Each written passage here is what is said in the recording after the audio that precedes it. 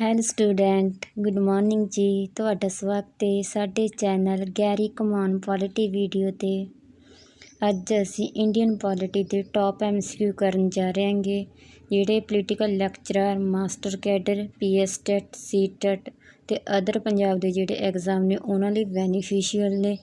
ਚਲੋ ਜੀ ਸਟਾਰਟ ਕਰਨ ਜਾ ਰਹੇ ਹਾਂਗੇ ਵੀਡੀਓ। ਫਸਟ MCQ ਹੈਗਾ ਜੀ, ਰਾਜ ਭਾਸ਼ਾ ਸੰਸਦੀ ਸਮਿਤੀ ਦਾ ਗਠਨ ਕਦੋਂ ਕੀਤਾ ਗਿਆ? ਹਾਂਜੀ, ਰਾਜ ਭਾਸ਼ਾ ਨਾਲ ਸੰਬੰਧਿਤ ਜਿਹੜੀ ਸੰਸਦੀ ਸਮਿਤੀ ਸੀ ਉਸ ਦੇ ਗਠਨ ਬਾਰੇ ਦੱਸਣਾ ਜੀ, ਕਦੋਂ ਕੀਤਾ ਗਿਆ ਸੀ।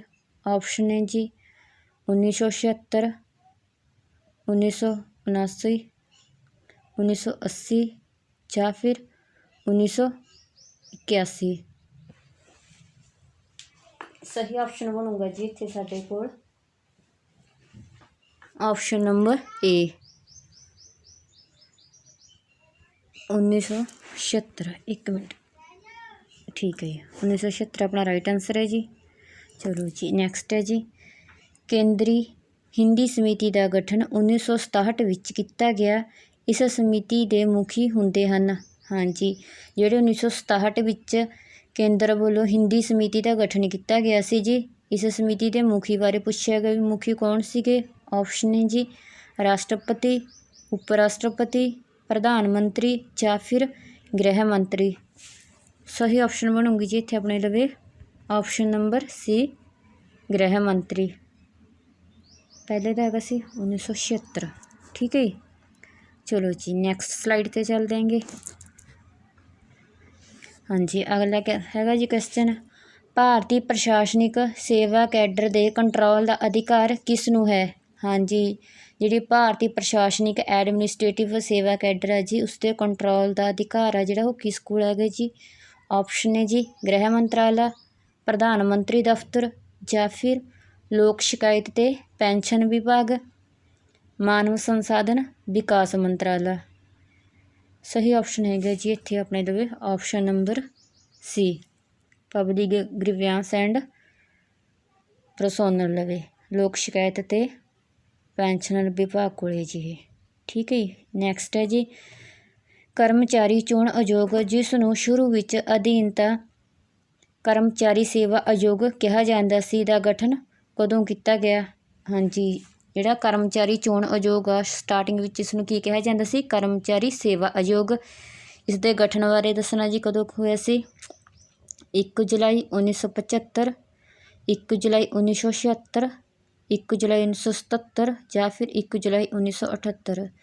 ਸਹੀ ਆਪਸ਼ਨ ਬਣੂਗੀ ਜੀ ਇੱਥੇ ਕਰਮਚਾਰੀ ਜੋ ਚੋਣ ਆਯੋਗ ਦਾ ਜਿਹੜਾ ਸਹੀ ਆਪਸ਼ਨ ਹੈ ਜੀ ਆਪਸ਼ਨ ਨੰਬਰ B 1 ਜੁਲਾਈ 1976।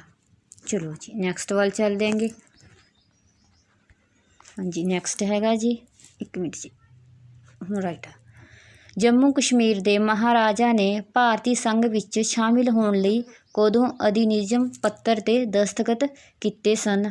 ਹਾਂਜੀ, ਆਪਾਂ ਨੇ ਦੱਸਣਾ ਜਿਹੜੇ ਜੰਮੂ ਕਸ਼ਮੀਰ ਦਾ ਮਹਾਰਾਜਾ ਸੀ ਰਾਜਾ ਹਰੀ ਸਿੰਘ, ਉਸ ਨੇ ਭਾਰਤੀ ਸੰਘ ਵਿੱਚ ਸ਼ਾਮਿਲ ਹੋਣ ਲਈ ਜਿਹੜਾ ਸਾਈਨ ਕੀਤੇ ਸੀ ਉਹ ਕਦੋਂ ਕੀਤੇ ਸੀ। ਆਪਸ਼ਨ ਹੈ ਜੀ 26 ਫਰਵਰੀ 1947, 26 ਅਕਤੂਬਰ 1946 ਜਾਂ ਫਿਰ 26 ਅਕਤੂਬਰ 1948 ਨੂੰ, 26 ਅਕਤੂਬਰ 1947 ਨੂੰ। ਸਹੀ ਆਪਸ਼ਨ ਬਣੂਗੀ ਜੀ ਇੱਥੇ ਆਪਣੇ ਲਵੇ ਆਪਸ਼ਨ ਨੰਬਰ D 26 ਅਕਤੂਬਰ 1947। ਠੀਕ ਹੈ ਜੀ। ਚਲੋ ਜੀ ਨੈਕਸਟ MCQ ਹੈ ਜੀ, ਇਹ ਕਥਨ ਕਿਸ ਦਾ ਹੈ? ਹਾਲਾਂਕਿ ਇਸ ਸੰਵਿਧਾਨ ਨੂੰ ਇੰਨਾ ਠੋਸ ਅਤੇ ਸਥਾਈ ਬਣਾਉਣਾ ਚਾਹੁੰਦੇ ਹਨ ਜਿੰਨਾ ਕਿ ਅਸੀਂ ਬਣਾ ਸਕਦੇ ਹਾਂ, ਫਿਰ ਵੀ ਸੰਵਿਧਾਨ ਵਿੱਚ ਕੋਈ ਸਥਾਈ ਤੱਤ ਨਹੀਂ ਹੈ। ਇਸ ਵਿੱਚ ਕੁਝ ਸੀਮਾ ਤੱਕ ਪਰਿਵਰਤਨਸ਼ੀਲਤਾ ਵੀ ਹੋਣੀ ਚਾਹੀਦੀ ਹੈ। ਹਾਂਜੀ, ਇਹ ਕੋਟੇਸ਼ਨ ਆ ਜੀ, ਦੱਸਣੀ ਆ ਵੀ ਇਹ ਕੋਟੇਸ਼ਨ ਕਿਸ ਨੇ ਕਹੀ ਸੀ। ਆਪਸ਼ਨ ਹੈ ਜੀ ਪੰਡਿਤ ਨਹਿਰੂ, KM ਮੁਨਸ਼ੀ, ਡਾਕਟਰ ਅੰਬੇਦਕਰ ਜਾਂ ਫਿਰ BN ਰਾਵ। ਸਹੀ ਆਪਸ਼ਨ ਬਣੂਗੀ ਜੀ ਇੱਥੇ ਆਪਣੇ ਲਵੇ option number A Pandit Nehru. ਹਾਂਜੀ, ਜਿਹੜਾ ਪੰਡਿਤ ਨਹਿਰੂ ਹੈ ਪੋਲੀਟੀਕਲ ਲੈਕਚਰਰ 'ਚ, ਥਿੰਕਰਸ 'ਚ ਵੀ ਆਇਆ ਹੋਇਆ, ਇਸ ਲਈ ਇਹਨਾਂ ਦੀਆਂ ਜਿਹੜੀਆਂ ਕੋਟੇਸ਼ਨਸ ਹੋ ਜਾਂਦੀਆਂ ਨੇ ਉਹ ਥੋੜ੍ਹੇ ਜਿਹੇ ਜ਼ਿਆਦਾ ਇੰਪੋਰਟੈਂਟ ਹੋ ਜਾਂਦੀਆਂ ਨੇ। ਧਿਆਨ ਰੱਖਿਆ ਕਰੋ ਜੀ, ਇਹਨਾਂ ਕੋਟੇਸ਼ਨਾਂ ਨੂੰ ਨੋਟ ਕਰ ਲਿਆ ਕਰੋ। ਠੀਕ ਹੈ ਜੀ। ਇਹ ਤਾਂ ਵੈਸੇ ਵੀ ਸੰਵਿਧਾਨ ਨਾਲ ਸੰਬੰਧਿਤ ਆ, ਜੇ ਸੰਵਿਧਾਨ ਨਾਲ ਸੰਬੰਧਿਤ ਤਾਂ ਵੈਸੇ ਵੀ ਇੰਪੋਰਟੈਂਟ ਬਣ ਜਾਂਦੀ ਹੈਗੀ, ਧਿਆਨ ਰੱਖਣਾ। ਚਲੋ ਜੀ ਨੈਕਸਟ ਵੱਲ ਮੂਵ ਕਰ ਦਿਆਂਗੇ। ਸੰਵਿਧਾਨ ਦੇ ਪਹਿਲੇ ਸੰਸ਼ੋਧਨ ਅਧਿਨਿਯਮ 1951 ਦੀ ਵਿਧੀ ਨੂੰ ਚੁਣੌਤੀ ਸਰਵਉੱਚ ਅਦਾਲਤ 'ਚ ਕਿਸ ਬਾਦ ਵਿੱਚ ਦਿੱਤੀ ਗਈ ਸੀ? ਹਾਂਜੀ, ਜਿਹੜੀ ਫਸਟ ਅਮੈਂਡਮੈਂਟ ਹੋਈ ਸੀ ਜੀ 1951 ਵਿੱਚ ਸੁਪਰੀਮ ਕੋਰਟ ਵਿੱਚ ਕਿਸ ਬਾਦ ਵਿੱਚ ਇਹਨਾਂ ਨੂੰ ਚੁਣੌਤੀ ਦਿੱਤੀ ਗਈ ਸੀ ਜੀ? ਆਪਸ਼ਨ ਹੈ ਜੀ ਸੱਜਣ ਸਿੰਘ ਬਨਾਮ ਰਾਜਸਥਾਨ ਰਾਜ, ਸ਼ੰਕਰੀ ਪ੍ਰਸਾਦ ਬਨਾਮ ਭਾਰਤ ਸੰਘ, ਗੋਲਕਨਾਥ ਬਨਾਮ ਪੰਜਾਬ ਰਾਜ ਜਾਂ ਫਿਰ ਉਕਤ ਵਿੱਚੋਂ ਕੋਈ ਵੀ ਨਹੀਂ। ਸਹੀ ਆਪਸ਼ਨ ਹੈ ਜੀ ਜਿਹੜੇ ਬਾਅਦ ਵਿੱਚ ਚੁਣੌਤੀ ਦਿੱਤੀ ਗਈ ਸੀ ਉਹ ਹੈਗਾ ਜੀ ਆਪਸ਼ਨ ਨੰਬਰ ਬੀ, ਸ਼ੰਕਰੀ ਪ੍ਰਸਾਦ ਬਨਾਮ ਭਾਰਤ ਸੰਘ। ਚਲੋ ਜੀ ਨੈਕਸਟ ਹੈ ਜੀ, ਸੰਵਿਧਾਨ ਦੇ 17ਵੇਂ ਸੰਸ਼ੋਧਨ ਅਧਿਨਿਯਮ ਦੀ ਵੈਧਤਾ ਨੂੰ ਚੁਣੌਤੀ ਸਰਵਉੱਚ ਅਦਾਲਤ ਵਿੱਚ ਕਿਸ ਬਾਦ ਤੋਂ ਦਿੱਤੀ ਗਈ ਸੀ? ਹਾਂਜੀ, ਇੱਥੇ ਆਪਣੇ ਜਿਹੜਾ 17ਵਾਂ ਅਮੈਂਡਮੈਂਟ ਐਕਟ ਹੋਇਆ ਸੀ ਜੀ ਉਸ ਵਿੱਚ ਸੁਪਰੀਮ ਕੋਰਟ ਦੇ ਕਿਸ ਬਾਦ ਵਿੱਚ ਚੁਣੌਤੀ ਦਿੱਤੀ ਗਈ ਸੀ ਜੀ? ਆਪਸ਼ਨ ਹੈ ਜੀ ਸੱਜਣ ਸਿੰਘ ਬਨਾਮ ਰਾਜਸਥਾਨ ਰਾਜ, ਸ਼ੰਕਰੀ ਪ੍ਰਸਾਦ ਬਨਾਮ ਭਾਰਤ ਸੰਘ, ਕੇਸ਼ਵਾਨੰਦ ਭਾਰਤੀ ਬਨਾਮ ਕੇਰਲ ਰਾਜ ਜਾਂ ਫਿਰ ਮਿਨਰਵਾ ਮੀਲਵਾਦ। ਸਹੀ ਆਪਸ਼ਨ ਬਣੂਗੀ ਜੀ ਇੱਥੇ ਆਪਣੇ ਲਵੇ ਆਪਸ਼ਨ ਨੰਬਰ ਏ, ਸੱਜਣ ਸਿੰਘ ਬਨਾਮ ਰਾਜਸਥਾਨ ਰਾਜ। ਇਹ 17ਵੀਂ ਸੰਸ਼ੋਧਨ ਨਾਲ ਆ ਜੀ, ਜਿਹੜਾ ਸ਼ੰਕਰੀ ਪ੍ਰਸਾਦ ਆ ਉਹ ਪਹਿਲੀ ਸੰਸ਼ੋਧਨ ਨਾਲ, ਧਿਆਨ ਰੱਖਣਾ। ਚਲੋ ਜੀ ਨੈਕਸਟ ਵੱਲ ਚੱਲਦੇ ਆਂਗੇ। ਹਾਂਜੀ, ਨੈਕਸਟ ਹੈਗਾ ਜੀ, ਹੇਠਾਂ ਦਿੱਤਿਆਂ ਵਿੱਚੋਂ ਕੌਣ ਸੰਵਿਧਾਨਕ ਸੰਸ਼ੋਧਨ ਕਰ ਸਕਦਾ ਹੈ? ਹਾਂਜੀ, ਅਮੈਂਡ ਬਾਰੇ ਦੱਸਣਾ ਵੀ ਜਿਹੜਾ ਭਾਰਤੀ ਸੰਵਿਧਾਨ ਵਿੱਚ ਅਮੈਂਡ ਹੈਗਾ ਇਹ ਕੌਣ ਕਰ ਸਕਦੀ ਹੈਗੀ?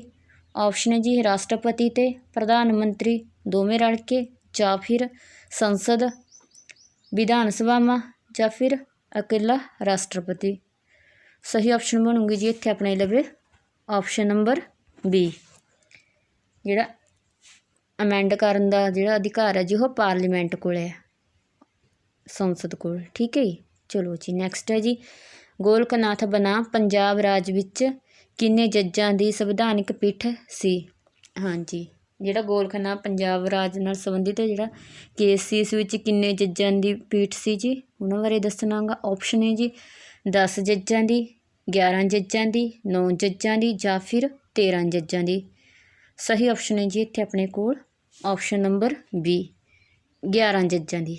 ਇਹ ਇੰਪੋਰਟੈਂਟ ਆ ਜੀ, ਜਿਹੜਾ ਗੋਲਕਨਾਥ ਬਨਾਮ ਪੰਜਾਬ ਰਾਜ ਹੈਗਾ ਇਹਦੇ ਨਾਲ ਕਿਹੜਾ ਸੰਬੰਧ, ਸੰਨ ਕਿਹੜਾ ਸੀ ਜੀ? ਇਹ 1967 ਸੀ ਜੀ ਇਹਦਾ ਸਹੀ ਸੰਨ ਸੀ ਜਿਹੜਾ, ਇਹ ਵੀ ਧਿਆਨ ਰੱਖਣਾ ਗਾ।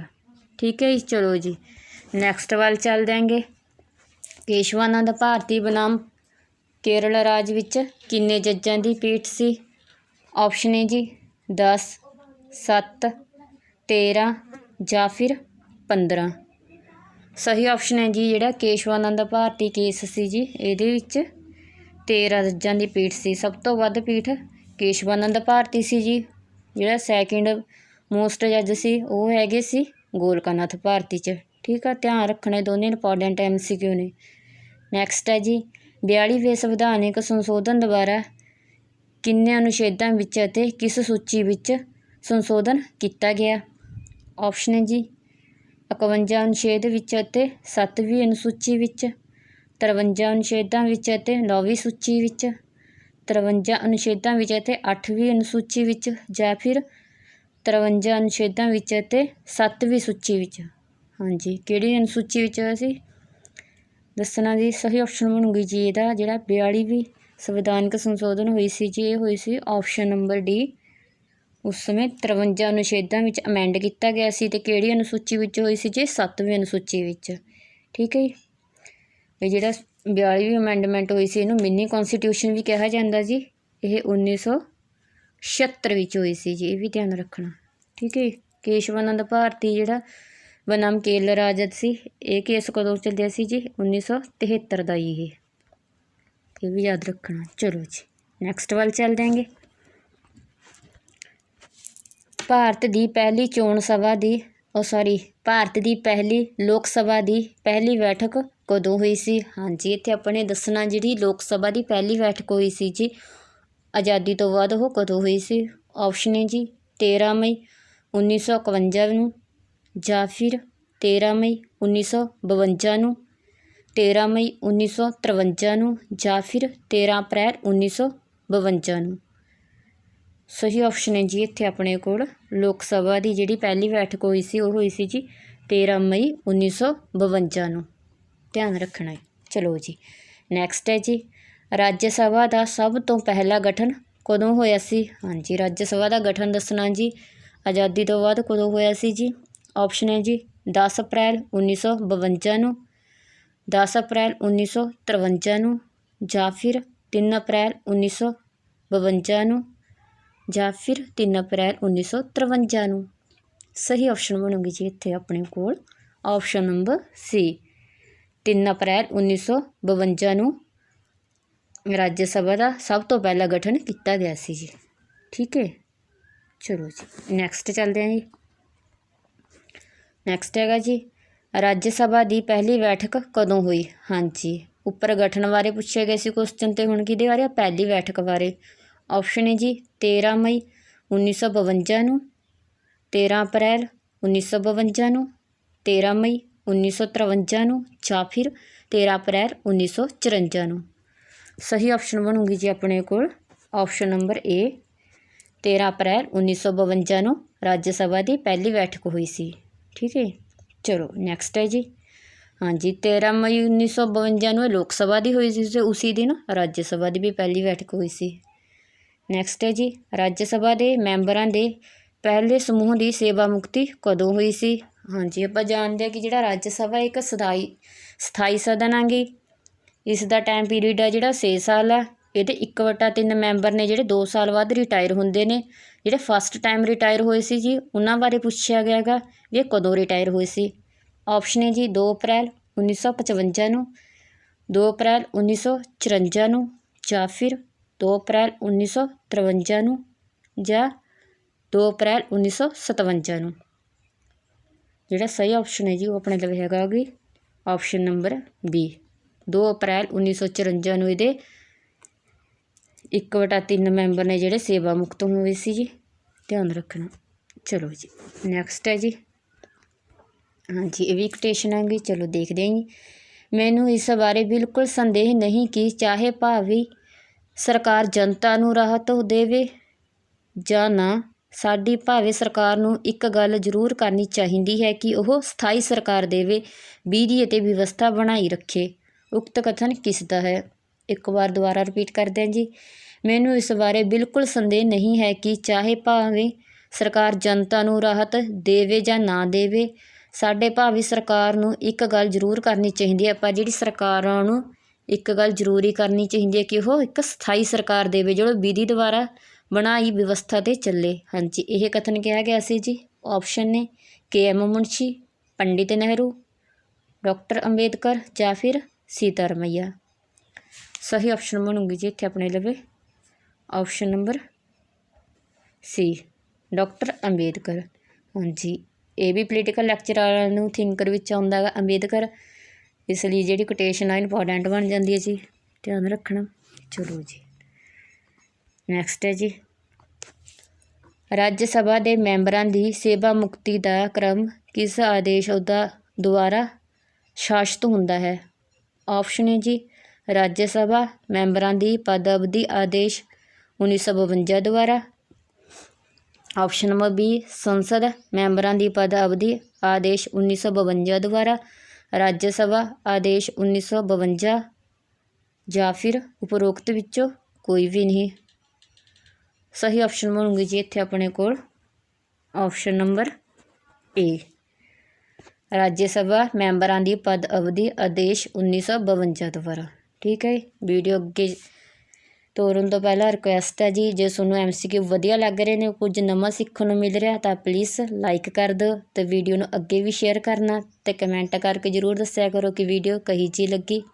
ਚਲੋ ਜੀ ਅੱਗੇ ਚੱਲ ਜਾਂਗੇ। ਨੈਕਸਟ ਹੈਗਾ ਜੀ, ਸੰਸਦ ਦੇ ਭੰਗ ਹੋਣ ਅਤੇ ਨਵੀਂ ਸੰਸਦ ਦੇ ਗਠਨ ਹੋਣ ਤੱਕ ਦੇ ਵਿਚਕਾਰਲੇ ਸਮੇਂ ਨੂੰ ਕੀ ਕਿਹਾ ਜਾਂਦਾ ਹੈ? ਹਾਂਜੀ, ਜਦੋਂ ਸੰਸਦ ਭੰਗ ਹੋ ਜਾਂਦੀ ਹੈਗੀ ਅਤੇ ਨਾਲ ਦੀ ਨਾਲ ਨਵੀਂ ਸੰਸਦ ਥੋੜ੍ਹਾ ਬਣਦੀ ਹੈਗੀ, ਕੁਛ ਟਾਈਮ ਤਾਂ ਲੱਗਦਾ ਹੀ ਉਹਨੂੰ ਬਣਨ ਨੂੰ। ਉਹਦੇ ਵਿਚਕਾਰਲਾ ਜਿਹੜਾ ਗੈਪ ਹੁੰਦਾ ਗਾ ਨਵੀਂ ਸੰਸਦ 'ਤੇ ਬਣਨ ਦਾ, ਉਸ ਵਿਚਲੇ ਸਮੇਂ ਨੂੰ ਕੀ ਕਿਹਾ ਜਾਂਦਾ ਜੀ? ਆਪਸ਼ਨ ਹੈ ਜੀ ਅਵਕਾਸ਼ ਕਾਲ, ਲੰਮੀ ਛੁੱਟੀ, ਸਥਾਨ, ਜਾਂ ਫਿਰ ਭੰਗ। ਸਹੀ ਆਪਸ਼ਨ ਬਣੂਗੀ ਜੀ ਇੱਥੇ ਆਪਣੇ ਲਵੇ ਆਪਸ਼ਨ ਨੰਬਰ ਬੀ ਲੰਬੀ ਛੁੱਟੀ, ਠੀਕ ਹੈ, ਲੌਂਗ ਹੋਲੀਡੇ ਕਿਹਾ ਜਾਂਦਾ ਜੀ ਉਸਨੂੰ। ਨੈਕਸਟ ਹੈ ਜੀ, ਹੇਠਾਂ ਦਿੱਤੇ ਵਿੱਚੋਂ ਕੌਣ ਗਲਤ ਹੈ। ਹਾਂਜੀ, ਇਹ ਬੁੱਕ ਦੇ ਵਿੱਚ ਆਪਸ਼ਨ ਹੈ ਗਲਤ ਦਿੱਤੀਆਂ ਗਈਆਂ ਸੀ, ਇਸ ਲਈ ਮੈਂ ਪੈਨਸਿਲ ਨਾਲ ਲਵੇ ਠੀਕ ਕੀਤੀਆਂ ਨਹੀਂ ਗਈਆਂ। ਪਹਿਲੀ ਲੋਕ ਸਭਾ ਵਿੱਚ 24 ਔਰਤਾਂ ਸਨ, ਦੂਜੀ ਲੋਕ ਸਭਾ ਵਿੱਚ 27 ਸੀ, ਤੀਜੀ ਲੋਕ ਸਭਾ ਵਿੱਚ 34 ਔਰਤਾਂ, ਜਾਂ ਫਿਰ 8ਵੀਂ ਲੋਕ ਸਭਾ ਵਿੱਚ 54 ਔਰਤਾਂ। ਸਹੀ ਆਪਸ਼ਨ ਹੈਗੀ ਗਲਤ। ਇਹਦੇ ਵਿੱਚ ਆਪਾਂ ਨੇ ਗਲਤ ਬਾਰੇ ਦੱਸਣਾ ਦੀ, ਵੈਸੇ ਤਾਂ ਇਹ ਸਾਰੀਆਂ ਹੀ ਗਲਤ ਦਿੱਤੀਆਂ ਗਈਆਂ ਨੇਗੀਆਂ ਜੀ। ਚਲੋ ਮੈਂ ਤੁਹਾਨੂੰ ਬੁੱਕ ਦੇ ਅਕੋਰਡਿੰਗ ਫਿਰ ਵੀ ਠੀਕ ਕਰਵਾ ਦਿੰਦੀ ਹਾਂ। ਉਹਦੇ ਵਿੱਚ 8 ਦਿੱਤਾ ਗਿਆ ਸੀ। ਜਦ ਮੈਂ ਗੂਗਲ 'ਤੇ ਇਹਨੂੰ ਦੁਬਾਰਾ ਸਰਚ ਕੀਤਾ ਸੀ ਤਾਂ ਜਿਹੜੀ ਪਹਿਲੀ ਲੋਕ ਸਭਾ ਵਿੱਚ ਸੀ ਉਸ ਵਿੱਚ ਕਿੰਨੀਆਂ ਔਰਤਾਂ ਗਈਆਂ ਸੀ, 24। ਸੈਕਿੰਡ ਵਿੱਚ ਵੀ 24 ਔਰਤਾਂ ਦੱਸੀਆਂ ਗਈਆਂ, ਅਤੇ ਜਿਹੜੀ ਤੀਜੀ ਲੋਕ ਸਭਾ ਵਿੱਚ ਹੋਈ ਸੀ ਉਸ ਵਿੱਚ 37 ਔਰਤਾਂ ਸੀਆਂ, ਅਤੇ ਜਿਹੜੀ 8 ਨੰਬਰ ਵੀ ਲੋਕ ਸਭਾ ਹੋਈ ਸੀ 1984 ਵਿੱਚ, ਇਸ ਵਿੱਚ ਔਰਤਾਂ ਦੀ ਗਿਣਤੀ ਕਿੰਨੀ ਸੀ ਜੀ, 45 ਸੀ। ਚਲੋ ਨੈਕਸਟ ਹੈ ਜੀ। ਹਾਂਜੀ, ਇੱਥੇ ਜਿਹੜੀ 17ਵੀਂ ਲੋਕ ਸਭਾ ਵਿੱਚੋਂ ਐਟ ਪ੍ਰੈਜੈਂਟ ਔਰਤਾਂ ਦੀ ਗਿਣਤੀ ਹੈ ਉਸ ਦਾ ਡਾਟਾ ਲੈ ਕੇ ਆਈਆਂ ਹੈਗੀ ਜੀ। ਇਸ ਵਿੱਚ ਕੁੱਲ ਕਿੰਨੀਆਂ ਔਰਤਾਂ ਨੇ ਜੀ, ਇਸ ਵਿੱਚ ਔਰਤਾਂ ਦੀ ਗਿਣਤੀ ਕਿੰਨੀ ਹੈ ਜੀ, ਵੂਮੈਨ ਦੀ 32 ਹੈ ਜੀ। ਇਹ ਉਹਨਾਂ ਦਾ ਨੇਮ ਨੇਗੇ, ਦੇਖ ਲੈਣਾ ਤੁਸੀਂ। ਨੈਕਸਟ ਹੈ ਜੀ, ਕਿਸ ਸੰਵਿਧਾਨ ਸੰਸ਼ੋਧਨ ਦੁਆਰਾ ਲੋਕ ਸਭਾ ਦਾ ਕਾਰਜਕਾਲ 5 ਤੋਂ ਵਧਾ ਕੇ 6 ਸਾਲ ਕਰ ਦਿੱਤਾ ਗਿਆ ਸੀ। ਹਾਂਜੀ, ਵੈਸੇ ਤਾਂ ਲੋਕ ਸਭਾ ਦਾ ਕਾਰਜਕਾਲ ਆ ਜਿਹੜਾ 5 ਸਾਲ ਆ, ਪਰ ਇੱਕ ਸੰਵਿਧਾਨਕ ਸੰਸ਼ੋਧਨ ਹੋਈ ਸੀ ਜੀ ਜਿਸ ਵਿੱਚ ਲੋਕ ਸਭਾ ਦਾ ਕਾਰਜਕਾਲ 5 ਸਾਲ ਤੋਂ ਵਧਾ ਕੇ 6 ਸਾਲ ਦਾ ਕਰ ਦਿੱਤਾ ਗਿਆ ਸੀ। ਦੱਸਣਾ ਜੀ ਕਿਹੜੀ ਸੰਵਿਧਾਨਕ ਸੋਧ ਹੋਈ ਸੀ ਜੀ। ਆਪਸ਼ਨ ਹੈ ਜੀ 42ਵੇਂ ਸੰਵਿਧਾਨਕ ਸੰਸ਼ੋਧਨ ਦੁਆਰਾ, 24ਵੇਂ ਸੰਵਿਧਾਨਕ ਸੰਸ਼ੋਧਨ ਦੁਆਰਾ, ਜਾਂ ਫਿਰ 44ਵੇਂ ਸੰਵਿਧਾਨਕ ਸੰਸ਼ੋਧਨ ਦੁਆਰਾ, ਅਤੇ 73ਵੇਂ ਸੰਵਿਧਾਨਕ ਸੰਸ਼ੋਧਨ ਦੁਆਰਾ। ਸਹੀ ਆਪਸ਼ਨ ਬਣੂਗੀ ਜੀ ਇੱਥੇ ਆਪਣੇ ਲਈ ਆਪਸ਼ਨ ਨੰਬਰ ਬੀ, 42ਵੇਂ ਸੰਵਿਧਾਨਕ ਸੰਸ਼ੋਧਨ ਦੁਆਰਾ। 1 ਮਿੰਟ ਜੀ, ਪਾਣੀ ਪੀ ਲਿਆ, ਗਲਾ ਸੁੱਕ ਰਿਹਾ।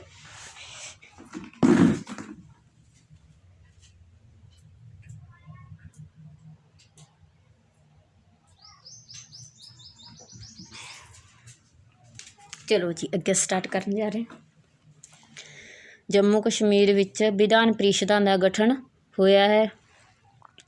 ਹਾਂਜੀ, ਆਪਸ਼ਨ ਹੈ ਜੀ ਸੰਸਦ ਦੁਆਰਾ, ਜੰਮੂ ਕਸ਼ਮੀਰ ਦੇ ਸੰਵਿਧਾਨ ਦੁਆਰਾ, ਭਾਰਤੀ ਸੰਵਿਧਾਨ ਦੁਆਰਾ, ਜਾਂ ਫਿਰ ਰਾਸ਼ਟਰਪਤੀ ਦੇ ਆਦੇਸ਼ ਦੁਆਰਾ। ਹਾਂਜੀ, ਹੁਣ ਤਾਂ ਇਹ ਵੈਸੇ ਕੁਸ਼ਚਨ ਰਿਲਾਈਬਲ ਨਹੀਂ ਰਿਹਾ, ਪਰ ਫਿਰ ਵੀ ਕਈ ਵਾਰ ਪੁਰਾਣੇ ਡਾਟੇ 'ਚੋਂ ਪੁੱਛ ਲੈਂਦੇ ਨੇ ਕੁਸ਼ਚਨ। ਜਿਹੜਾ ਪੁਰਾਣਾ ਜੰਮੂ ਕਸ਼ਮੀਰ ਸੀ ਜੀ ਉਸ 'ਚ ਜਿਹੜਾ ਵਿਧਾਨ ਪ੍ਰੀਸ਼ਦਾਂ ਦਾ ਗਠਨ ਕੀਤਾ ਜਾਂਦਾ ਸੀ ਉਹ ਜੰਮੂ ਕਸ਼ਮੀਰ ਦੇ ਸੰਵਿਧਾਨ ਦੁਆਰਾ ਕੀਤਾ ਜਾਂਦਾ ਸੀ ਜੀ। Option number B. ਹੁਣ ਜਿਹੜਾ ਜੰਮੂ ਕਸ਼ਮੀਰ ਇੱਕ ਅਲੱਗ ਸਟੇਟ ਵਜੋਂ ਇਹਦਾ ਇੱਕ ਅਲੱਗ ਸੰਵਿਧਾਨ ਹੁੰਦਾ ਸੀ ਪਹਿਲਾਂ 370 ਦੇ ਆਧਾਰ 'ਤੇ ਉਸਨੂੰ ਖਤਮ ਕਰਕੇ ਇਸਨੂੰ ਭਾਰਤ ਵਿੱਚ ਮਿਲਾ ਲਿਆ ਗਿਆ ਗਾ 2019 ਵਿੱਚ। ਚਲੋ ਜੀ ਨੈਕਸਟ ਹੈ ਜੀ 61ਵੇਂ ਸੰਵਿਧਾਨਕ ਸੰਸ਼ੋਧਨ ਦੁਆਰਾ ਕਿਹੜੇ ਅਨੁਛੇਦ ਨੂੰ ਸੰਸ਼ੋਧਿਤ ਕਰਕੇ ਮਤਦਾਨ ਦੀ ਉਮਰ 21 ਸਾਲ ਤੋਂ ਘਟਾ ਕੇ 18 ਸਾਲ ਕਰ ਦਿੱਤੀ ਗਈ ਹੈ। ਹਾਂਜੀ, ਇੱਥੇ ਆਪਾਂ ਨੂੰ ਦੱਸਣਾ ਹੈ ਕਿ ਕਿਸ ਅਨੁਛੇਦ ਦੇ ਆਧਾਰ 'ਤੇ ਜਿਹੜੀ ਏਜ ਸੀ ਜੀ ਵੋਟਿੰਗ ਦੀ ਉਹ 21 ਸਾਲ ਤੋਂ ਘਟਾ ਕੇ 18 ਸਾਲ ਦੀ ਕੀਤੀ ਗਈ ਸੀ। ਅਨੁਛੇਦ 226, ਅਨੁਛੇਦ 127, ਅਨੁਛੇਦ 325 ਜਾਂ ਫਿਰ ਅਨੁਛੇਦ 326। ਸਹੀ ਆਪਸ਼ਨ ਬਣੂਗੀ ਜੀ ਇੱਥੇ ਆਪਣੇ ਕੋਲ ਆਪਸ਼ਨ ਨੰਬਰ ਡੀ, ਆਰਟੀਕਲ 326, 326 ਆਪਣਾ ਸਹੀ ਆਨਸਰ ਹੈ ਜੀ। ਠੀਕ ਹੈ ਜੀ, ਚਲੋ ਜੀ ਨੈਕਸਟ ਵੱਲ ਚੱਲਦੇ ਹੈਗੇ। ਕਿਸ ਅਧਿਨਿਯਮ ਤਹਿਤ ਚੁਣਾਵ ਆਯੋਗ ਦੁਆਰਾ ਰਾਜਨੀਤਿਕ ਦਲਾਂ ਦਾ ਪੰਜੀਕਰਨ ਕੀਤਾ ਜਾਂਦਾ ਹੈ। ਹਾਂਜੀ, ਜਿਹੜਾ ਚੁਣਾਵ ਆਯੋਗ ਹੁੰਦਾ ਉਸ ਦਾ ਰਾਜਨੀਤਿਕ ਦਲ ਹੁੰਦੇ ਨੇ ਉਹਦਾ ਪੰਜੀਕਰਨ ਕਿਸ ਅਧਿਨਿਯਮ ਦੁਆਰਾ ਕੀਤਾ ਜਾਂਦਾ ਹੈ ਜੀ। ਆਪਸ਼ਨ ਨੇ ਜਨ ਪ੍ਰਤੀਨਿਧਿਤਵ ਅਧਿਨਿਯਮ 1951 ਦੀ ਧਾਰਾ 29A, ਜਨ ਪ੍ਰਤੀਨਿਧਿਤਵ ਅਧਿਨਿਯਮ 1961 ਦੀ ਧਾਰਾ 40A, ਜਾਂ ਫਿਰ ਜਨ ਪ੍ਰਤੀਨਿਧਿਤਵ ਅਧਿਨਿਯਮ 1956 ਦੀ ਧਾਰਾ 20A ਅਤੇ ਜਨ ਪ੍ਰਤੀਨਿਧਿਤਵ ਅਧਿਨਿਯਮ 1953 ਦੀ ਧਾਰਾ 5A। ਸਹੀ ਆਪਸ਼ਨ ਬਣੂਗੀ ਜੀ ਰਾਜਨੀਤਿਕ ਦਲਾਂ ਦਾ ਪੰਜੀਕਰਨ ਹੁੰਦਾ ਜਿਹੜਾ ਉਹ ਜਨ ਪ੍ਰਤੀਨਿਧਿਤਵ ਅਧਿਨਿਯਮ 1951 ਦੀ ਧਾਰਾ 29A ਦੇ ਆਧਾਰ 'ਤੇ ਹੁੰਦਾ ਜੀ। ਆਪਸ਼ਨ ਨੰਬਰ ਏ ਇੱਥੇ ਆਪਣੀ ਰਾਈਟ ਆਨਸਰ ਹੈ। ਚਲੋ ਜੀ ਨੈਕਸਟ ਵੱਲ ਚੱਲਦੇ ਹੈਗੇ। ਨੈਕਸਟ ਹੈਗਾ ਜੀ ਮੈਸੂਰ ਦਾ ਨਾਂ ਕਰਨਾਟਕਾ ਕਦੋਂ ਕੀਤਾ ਗਿਆ? ਹਾਂਜੀ ਫੈਕਚੁਅਲ ਦੇਖ ਦੇंगे 1973, 1908, 1975 ਜਾਂ ਫਿਰ 1960। ਹਾਂਜੀ ਜਿਹੜਾ ਮੈਸੂਰ ਦਾ ਨਾਮ ਸੀ ਚੇਂਜ ਕਰਕੇ ਕਰਨਾਟਕਾ ਕਿਹੜੇ ਸੰਨ 'ਚ ਕੀਤਾ ਗਿਆ ਸੀ ਜੀ? ਆਪਸ਼ਨ ਨੰਬਰ ਏ 1973 ਵਿੱਚ। ਨੈਕਸਟ ਹੈ ਜੀ ਪਹਿਲੀ ਸੰਵਿਧਾਨਕ ਸੰਸ਼ੋਧਨ ਅਧਿਨਿਯਮ 1951 ਦੇ ਆਰੰਭ ਦੀ ਤਾਰੀਖ ਦੱਸੋ। ਬਣਾਈ ਨਹੀਂ ਦੱਸੋ ਹੁਣ ਅਸੀਂ ਜਿੱਥੇ। ਹਾਂਜੀ ਆਪਸ਼ਨ ਹੈ ਜੀ 18 ਮਈ 1951, 18 ਮਈ 1952 ਜਾਂ ਫਿਰ 18 ਜੂਨ 1951 ਅਤੇ 20 ਅਕਤੂਬਰ 1951। ਸਹੀ ਆਪਸ਼ਨ ਬਣੂਗੀ ਜੀ ਇੱਥੇ ਆਪਣੇ ਲਵੇ ਜਿਹੜੀ ਫਸਟ ਅਮੈਂਡਮੈਂਟ ਕੀਤੀ ਗਈ ਸੀ 1951 'ਚ, ਇਹਦੀ ਤਾਰੀਖ ਹੈਗੀ ਸੀ 18 ਜੂਨ ਸੀ ਜੀ। ਆਪਸ਼ਨ ਨੰਬਰ ਸੀ ਇੱਥੇ ਆਪਣਾ ਰਾਈਟ ਜਾਊਗਾ। 18 ਜੂਨ 1951 ਵਿੱਚ ਫਸਟ ਅਮੈਂਡਮੈਂਟ ਸੀ ਜਿਹੜੀ ਹੋਈ ਸੀ। ਚਲੋ ਜੀ ਨੈਕਸਟ ਵੱਲ ਚੱਲ ਜਾਂਗੇ।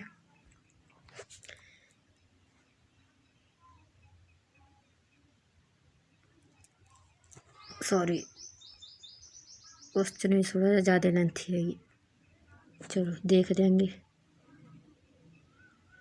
ਸੰਸਦ ਦੇ ਦੋਵਾਂ ਸਦਨਾਂ ਦੀਆਂ ਸਮਿਤੀਆਂ ਦੀਆਂ ਸੰਰਚਨਾਵਾਂ ਕੁਝ ਅਪਵਾਦਾਂ ਨੂੰ ਛੱਡ ਕੇ ਇੱਕੋ ਜਿਹੀਆਂ ਹੁੰਦੀਆਂ ਹਨ। ਹਾਂਜੀ ਜਿਹੜੇ ਸੰਸਦ ਦੀਆਂ ਸਮਿਤੀਆਂ ਹੁੰਦੀਆਂ ਨੇਗੀਆਂ ਉਹਨਾਂ ਦੀ ਕੁਛ ਅਪਵਾਦਾਂ ਸਾਡੇ ਕੋਲ ਸੇਮ ਹੁੰਦੀਆਂ ਨੇ ਲੋਕ ਸਭਾ ਅਤੇ ਰਾਜ ਸਭਾ ਦੀਆਂ। ਇਹਨਾਂ ਸਮਿਤੀਆਂ ਦੀ ਜਿਹੜੀ ਨਿਯੁਕਤੀ, ਕਾਰਜਕਾਲ, ਕਾਰਜ ਅਤੇ ਕਾਰਜ ਸੰਚਾਲਨ ਦੀ ਪ੍ਰਕਿਰਿਆ ਕੁੱਲ ਮਿਲਾ ਕੇ ਇੱਕੋ ਜਿਹੀ ਹੁੰਦੀ ਹੈ ਅਤੇ ਇਹ ਸੰਵਿਧਾਨ ਦੇ ਕਿਹੜੇ ਅਨੁਛੇਦ ਦੇ ਅੰਤਰਗਤ ਦੋਵੇਂ ਸਦਨਾਂ ਦੁਆਰਾ ਨਿਯਮਤ ਨਿਯਮਾਂ ਤਹਿਤ ਅਧਿਨਿਯਮਤ ਹੁੰਦੀਆਂ ਹੈ।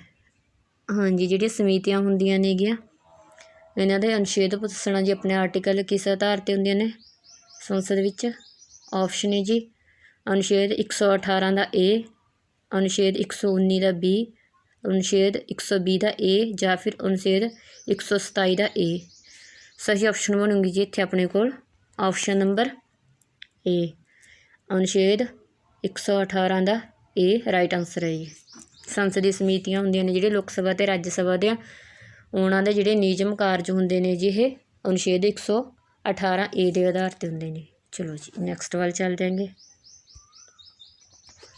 ਨੈਕਸਟ ਹੈਗੇ ਹੇਠਾਂ ਵਿੱਚੋਂ ਕਿਹੜੀ ਸਮਿਤੀ ਵਿੱਚ ਲੋਕ ਸਭਾ ਅਤੇ ਰਾਜ ਸਭਾ ਦੋਵਾਂ ਦੇ ਮੈਂਬਰ ਹੁੰਦੇ ਹਨ? ਹਾਂਜੀ ਇਹ ਸਮਿਤੀਆਂ ਨੇਗੀਆਂ ਉਹਨਾਂ ਵਿੱਚ ਆਪਾਂ ਨੂੰ ਦੱਸਣਾ ਅਤੇ ਲੋਕ ਸਭਾ ਅਤੇ ਰਾਜ ਸਭਾ ਦੇ ਮੈਂਬਰ ਕਿਹਨਾਂ ਕਿਹਨਾਂ ਵਿੱਚ ਹੁੰਦੇ ਹਨ? ਲੋਕ ਲੇਖਾ ਸਮਿਤੀ, ਸਰਕਾਰੀ ਉਪਕਰਨ ਸਮਿਤੀ, ਪ੍ਰਕਲਨ ਸਮਿਤੀ ਜਾਂ ਫਿਰ ਏ ਅਤੇ ਬੀ ਦੋਵੇਂ। ਸਹੀ ਆਪਸ਼ਨ ਬਣੂਗਾ ਜੀ ਇੱਥੇ ਆਪਣੇ ਕੋਲ ਆਪਸ਼ਨ ਨੰਬਰ ਡੀ ਏ ਅਤੇ ਬੀ ਦੋਵੇਂ। ਲੋਕ ਲੇਖਾ ਸਮਿਤੀ ਜਿਹੜੀ ਸਰਕਾਰੀ ਉਪਕਰਨ ਸਮਿਤੀ ਹੁੰਦੀ ਹੈ ਇਹਦੇ ਵਿੱਚ ਦੋਹਾਂ ਸਦਨਾਂ ਤੋਂ ਮੈਂਬਰ ਲਏ ਜਾਂਦੇ ਨੇ ਅਤੇ ਜਿਹੜੀ ਪ੍ਰਕਲਨ ਸਮਿਤੀ ਹੁੰਦੀ ਹੈ ਜੀ ਇਸ ਵਿੱਚ ਇਕੱਲੇ ਲੋਕ ਸਭਾ ਦੇ ਮੈਂਬਰ ਹੁੰਦੇ ਹਨ। ਚਲੋ ਜੀ ਦੇਖਦੇ ਹਾਂਗੇ ਨੀਚੇ ਕੁਐਸਚਨ 'ਚ ਪ੍ਰਕਲਨ ਸਮਿਤੀ ਦੇ ਮੈਂਬਰ ਹੁੰਦੇ ਹਨ ਕੇਵਲ ਲੋਕ ਸਭਾ ਦੇ, ਕੇਵਲ ਰਾਜ ਸਭਾ, ਏ ਜਾਂ ਬੀ ਦੋਵੇਂ ਅਤੇ ਰਾਸ਼ਟਰਪਤੀ ਚੁਣਦਾ ਹੈ। ਆਪਸ਼ਨ ਹੈ ਜੀ ਇਹਦਾ ਸਹੀ ਆਪਸ਼ਨ ਨੰਬਰ ਏ ਕੇਵਲ ਲੋਕ ਸਭਾ ਦੇ। ਹਾਂਜੀ ਜਿਹੜੇ ਐਸਟੀਮੇਟ ਸਮਿਤੀ ਹੁੰਦੀ ਹੈ ਇਸ ਦੇ ਟੋਟਲ ਮੈਂਬਰ ਕਿੰਨੇ ਹੁੰਦੇ ਨੇ ਜੀ? 30 ਹੁੰਦੇ ਨੇ ਇਸ ਦੇ ਟੋਟਲ ਮੈਂਬਰ। ਸਾਰੇ ਦੇ ਸਾਰੇ ਮੈਂਬਰ ਲੋਕ ਸਭਾ ਵਿੱਚੋਂ ਲਏ ਜਾਂਦੇ ਨੇਗੇ। ਧਿਆਨ ਰੱਖਣਾ ਇੰਪੋਰਟੈਂਟ ਹੈ ਬਈ ਜਿੰਨੀ ਇੰਪੋਰਟੈਂਟ ਲੋਕ ਲੇਖਾ ਸਮਿਤੀ ਹੈ ਪਬਲਿਕ ਅਕਾਊਂਟ ਹੈਗੇ ਉਨੀ ਐਸਟੀਮੇਟ ਵੀ ਇੰਪੋਰਟੈਂਟ ਹੈਗਾ ਕਿਉਂਕਿ ਇਸ ਦੇ ਜਿਹੜੇ ਸਾਰੇ ਮੈਂਬਰ ਨੇ ਉਹ ਲੋਕ ਸਭਾ ਵਿੱਚੋਂ ਲਏ ਜਾਂਦੇ ਨੇ। ਟੋਟਲ ਮੈਂਬਰ ਹੁੰਦੇ ਨੇ ਜਿਸ ਦੇ 30 ਯਾਦ ਰੱਖਣਾ ਵੀ। ਚਲੋ ਨੈਕਸਟ ਵੱਲ ਚੱਲ ਜਾਂਗੇ। ਕਿਹੜੀ ਸਮਿਤੀ ਭਾਰਤੀ ਸਰਕਾਰ ਦੇ ਵਿਨਿਯੋਗ ਅਤੇ ਵਿੱਤੀ ਲੇਖਾ ਅਤੇ ਲੇਖਾ ਕੰਟਰੋਲ ਅਤੇ ਮਹਾਲੇਖਾ ਪ੍ਰਬੰਧਕ ਦੀ ਰਿਪੋਰਟ ਦੀ ਜਾਂਚ ਕਰਦੀ ਹੈ ਅਤੇ ਇਹ ਸੁਨਿਸ਼ਚਿਤ ਕਰਦੀ ਹੈ ਕਿ ਸਰਕਾਰ ਧਨ ਸੰਸਦ ਦੇ ਫੈਸਲਿਆਂ ਦੇ ਅਨੁਰੂਪ ਹੀ ਖਰਚ ਹੋਵੇ। ਇਹ ਅਖਰਚ ਹਾਨੀ ਅਤੇ ਬਿਨਾਂ ਮਤਲਬ ਖਰਚ ਦੇ ਮਾਮਲਿਆਂ ਵੱਲ ਧਿਆਨ ਦਿਵਾਉਂਦੀ ਹੈ। ਆਪਸ਼ਨ ਹੈ ਜੀ ਲੋਕ ਲੇਖਾ ਸਮਿਤੀ, ਸਰਕਾਰੀ ਉਪਕਰਨ ਸਮਿਤੀ, ਪ੍ਰਕਲਨ ਸਮਿਤੀ, ਉਪਰੋਕਤ ਵਿੱਚੋਂ ਕੋਈ ਵੀ ਨਹੀਂ। ਰਾਈਟ ਆਨਸਰ ਬਣੂਗਾ ਜੀ ਇਹਦਾ ਜਿਹੜਾ ਲੇਖਾਂ ਦੇ ਕੰਟਰੋਲ ਕਰਦੀ ਹੈਗੇ ਅਤੇ ਇਹਨਾਂ ਦਾ ਪ੍ਰਬੰਧ ਕਰਦੀ ਉਹਦੇ ਨਾਲ ਸੰਬੰਧਿਤ ਜਿਹੜੀ ਕਮੇਟੀ ਹੈਗੀ ਉਹ ਹੈਗਾ ਜੀ ਪਬਲਿਕ ਅਕਾਊਂਟ ਕਮੇਟੀ ਲੋਕ ਲੇਖਾ ਸਮਿਤੀ। ਠੀਕ ਹੈ ਚਲੋ ਜੀ ਨੈਕਸਟ ਵੱਲ ਚੱਲ ਜਾਂਗੇ। ਹੇਠਾਂ ਵਿੱਚੋਂ ਕਿਹੜੀ ਸਮਿਤੀ ਵਿੱਤੀ ਸਮਿਤੀ ਹੈ? ਆਪਸ਼ਨ ਹੈ ਜੀ ਲੋਕ ਲੇਖਾ ਸਮਿਤੀ, ਪ੍ਰਕਲਨ ਸਮਿਤੀ, ਸਰਕਾਰੀ ਉਪਕਰਨ ਸਮਿਤੀ ਜਾਂ ਫਿਰ ਉਪਰੋਕਤ ਸਾਰੇ। ਹਾਂਜੀ ਵਿੱਤ ਨਾਲ ਸੰਬੰਧਿਤ ਕਿਹੜੀ ਹੈ ਜੀ ਇਹਨਾਂ ਵਿੱਚੋਂ? ਆਪਸ਼ਨ ਨੰਬਰ ਡੀ ਇਹ ਤਿੰਨੋਂ ਨੇ ਜਿਹੜੀਆਂ ਉਹ ਵਿੱਤ ਨਾਲ ਸੰਬੰਧਿਤ ਨੇ। ਲੋਕ ਲੇਖਾ ਸਮਿਤੀ, ਪ੍ਰਕਲਨ ਸਮਿਤੀ ਅਤੇ ਸਰਕਾਰੀ ਉਪਕਰਨ ਸਮਿਤੀ। ਠੀਕ ਹੈ ਜੀ ਇਹ ਜਿਹੜਾ ਗੌਰਮੈਂਟ ਦਾ ਵਿੱਤ ਆ ਉਸ ਸੰਬੰਧੀ ਇਹ ਜਾਂਚ ਪੜਤਾਲ ਕਰਦੀਆਂ ਨੇਗੀਆਂ। ਨੈਕਸਟ ਚਲੋ ਅੱਜ ਲਈ ਇੰਨੀ MCQ ਸੀ। ਪਲੀਜ਼ ਜੇ ਤੁਹਾਨੂੰ ਕੁਛ ਨਵਾਂ ਸਿੱਖਣ ਨੂੰ ਮਿਲ ਰਿਹਾ ਵੀਡੀਓ 'ਚ ਤਾਂ ਪਲੀਜ਼ ਜਾਂਦੇ ਜਾਂਦੇ ਲਾਈਕ ਜ਼ਰੂਰ ਕਰਕੇ ਜਾਇਓ ਅਤੇ ਕਮੈਂਟ ਕਰਕੇ ਦੱਸਿਆ ਕਰੋ ਕਿ ਵੀਡੀਓ ਤੁਹਾਨੂੰ ਕਹੀ ਜਿਹੀ ਲੱਗੀ ਹੈਗੀ, ਅਤੇ ਵੀਡੀਓ ਨੂੰ ਅੱਗੇ ਵੀ ਸ਼ੇਅਰ ਕਰਿਆ ਕਰੋ ਤਾਂ ਕਿ ਜਿਹੜੀ ਹੋਰ ਸਟੂਡੈਂਟ ਵੀ ਆਪਣੇ ਨਾਲ ਜੁੜਨ। ਵੀਡੀਓ ਦੇਖਣ ਲਈ ਸਭ ਦਾ ਧੰਨਵਾਦ ਆ ਜੀ। ਥੈਂਕ ਯੂ ਜੀ।